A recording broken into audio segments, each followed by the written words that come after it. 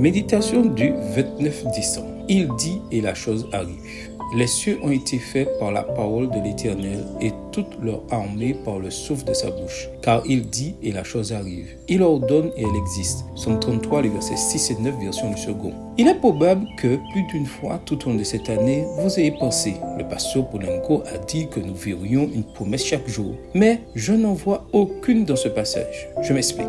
Pour vous et moi, une promesse est quelque chose que nous recevons dans le futur. Toutefois, l'approche biblique est différente. Dans les Écritures, toute parole qui sort de la bouche de Dieu est en soi une précieuse promesse. Avec tout le pragmatisme qui le caractérise, Paul dit que Dieu appelle à l'existence ce qui n'existe pas. Romains 4, verset 17.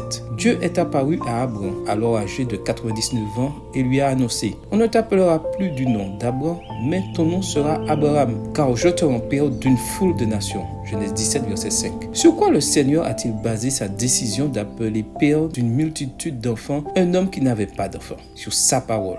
Cette parole qui a le pouvoir de faire exister ce qui n'existe pas encore. Le psaume 33 nous aide également à comprendre ce que nous disons. Les cieux ont été faits par la parole de l'Éternel et toute leur armée par le souffle de sa bouche. Car il dit et la chose arrive. Il leur ordonne et elle existe. Il n'y avait pas de lumière, mais Dieu a dit que la lumière soit. Et la lumière fut. Genèse 1, verset 3. Ce qui n'est pas devient réalité quand le Seigneur ouvre sa bouche et parle. Ainsi, lorsque Dieu dit par exemple « Vous serez saints, car je suis saint » Lévitique 11, verset 45.